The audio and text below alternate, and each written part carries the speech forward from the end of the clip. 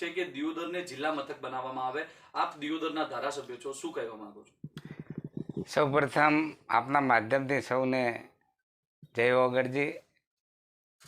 આ ઓગળજીની ધરતીએ, દિયોદરની ધરતી એટલે ઓગળજીની ધરતી, અને ઓગળજીની ધરતીએ મને ગુજરાત વિધાનસભામાં 2 વખત ચૂંટીને મોકલ્યો છે.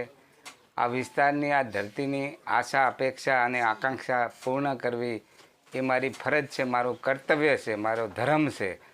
અને ધર્મ અને ફરજના ભાગરૂપે આ વિસ્તારના જે પ્રશ્નો હોય, એ સિંચાઈનો પ્રશ્ન હોય, ભૂગર્ભના જળનો પ્રશ્ન હોય, રોડ રસ્તાનો પ્રશ્ન હોય, આરોગ્યનો હોય કે શિક્ષણનો હોય, આ લોકોની આશા અપેક્ષા પૂર્ણ કરવા માટે આપણે રાતને દિવસ પ્રયત્ન કરી રહ્યા છીએ.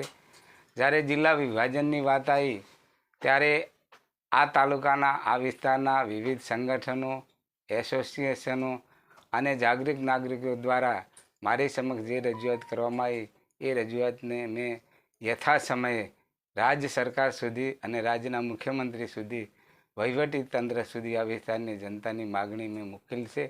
અને હજી પણ લોકોની જે કોઈ વાત હશે એ વાત રાજ્ય સરકાર સુધી પહોંચાડવામાં હું પાછો નહીં રહું. સાહેબ, સતત પાંચ દિવસથી તો વિરોધ થાય છે. આજે મહાસભાનું આયોજન થયું હતું. આગળના કાર્યક્રમો પણ આપવામાં આવશે, તેને લઈને આપ ઇન્વોલ્વ થશો કે નહીં? મારા સમક્ષ જે માગણી આ વિસ્તારની જનતાના પ્રતિનિધિ તરીકે આ વિસ્તારની જે રાડ ફરિયાદ, જે પ્રશ્ન હોય, એ રાજ્ય સરકાર સુધી પહોંચાડવાની મારી જવાબદારી છે. અને હું ચોક્કસ એમનો એ પ્રશ્ન રાજ્ય સરકાર સુધી પહોંચાડીશ.